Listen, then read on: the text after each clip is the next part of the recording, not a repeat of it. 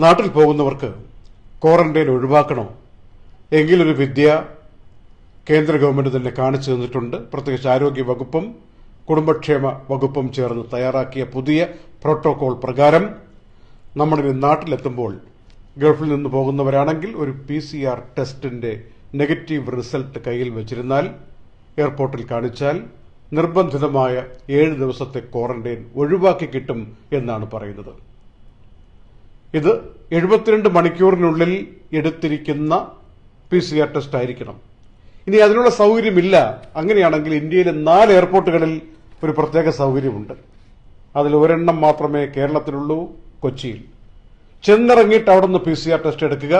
Result വന്നതിന് ശേഷം negative ആണെങ്കിൽ ക്വാറന്റൈൻ ഒഴിവാക്കി കിട്ടും.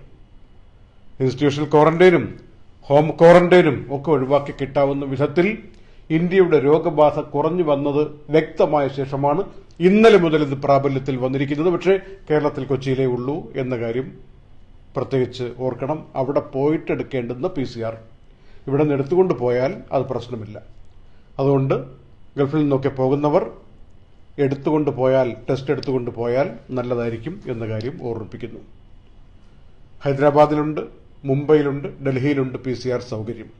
അതല്ല തിരുവനന്തപുരത്തേക്കാണ് പോകുന്നതെങ്കിൽ നിർബന്ധമായും നിങ്ങൾ അല്ലെങ്കിൽ കണ്ണൂരിലേക്ക് പോകുന്നു, കോഴിക്കോട്ടേക്ക് പോകുന്നു എങ്കിൽ ഗൾഫിൽ നിന്ന് പോകുമ്പോൾ എടുത്തുകൊണ്ട് പോവുക PCR ടെസ്റ്റ്. ഇനി അത്യാവശ്യക്കാരെന്ന് പറഞ്ഞ കാറ്റഗറിയിൽ പ്രത്യേക പെർമിഷൻ കിട്ടിയവർക്ക് ഇതൊന്നും ബാധകമല്ല. പോകുമ്പോൾ ശ്രദ്ധിക്കുക.